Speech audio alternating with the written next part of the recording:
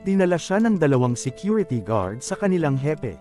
Kahit na anong pagpapaliwanag, at pagmamakaawa ni Lyneth, hindi pa rin siya inabswelto ng mga ito sa hindi pagbayad. Hinalungkat nila ang bag nito, at baka may makuhang pwedeng mapakinabangan. Pero, isang lumang cellphone ang nakita na wala ng halaga.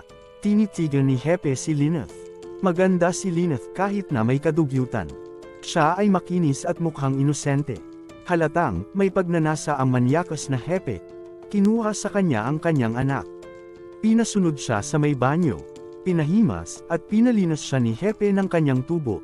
Sa takot na tuluyang ilayo ang anak, mangiyakyak na sumunod si Lyneth. Paglapit ni Lyneth sa kanyang anak, siya namang puwersa ng mga buraot na security guard na makipagtalik sa kanya.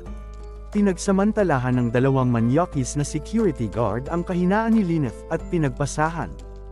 Walang kalaban-laban ang pobreng batang ina. Pagkatapos pagsamantalahan at pagparausan, muling nakasama ni Lyneth ang pinakamamahal niyang anak. Nakahanap ng mahihigaan si Lyneth sa tabi ng matandang babae. Rumaraket ito ng pagmamasahe sa loob ng barko, pero mismong ang kanyang sariling lamig sa likod ay hindi niya mahilot. Buti na lang, may konting kaalaman si Lyneth sa pagmamasahe. Kaya, nagboluntaryo siyang masahiin ang matanda. Sa paghahanap niya ng langis, napansin niya ang mga herbal medicine sa bote na dala ng matanda.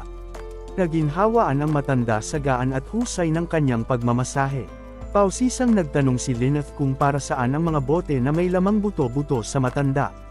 Sa lobby ng barko, pasikretong sinabi ng matanda, na ang mga laman ng mga bote ay hindi herbal medicine, kung hindi, mga lason. Inisa-isang pinaliwanag ng matanda ang epekto ng lason sa kanya.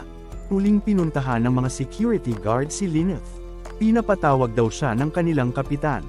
Iniwan niya muna ang kanyang anak sa matandang kaibigan. Sa pagkakaharap nila ni Kapitan Ramos, nag-request ito ng masahe. Nalaman kasi ng kapitan na marunong siyang magmasahe. Ang inakala niyang simple masahe lang sa kapitan, ay nauwi muli sa pang-aabuso sa kanyang pagkababae. Bumalik siya sa matandang kaibigan nang humahagulgol sa iyak. Nahabag ang matanda, at ibinigay sa kanya ang mga bote ng lason. Inilagay niya ito sa inumin ng manyakis na kapitan, at ng mga buraot na security guard. Malapit nang makarating sa daungan ang barko, kaya nagpaalam na si Lyneth at nagpasalamat sa kaibigang matanda.